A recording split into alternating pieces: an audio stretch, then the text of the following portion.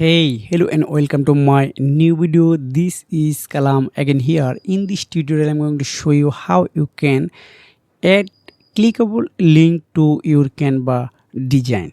So after watching this video, you are able to add clickable link to your Canva design easily. So first, I open a design here. You can open any design in Canva.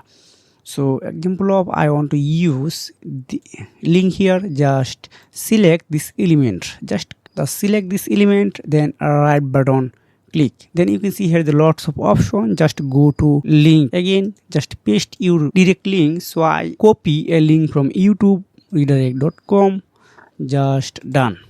Okay, this successfully added.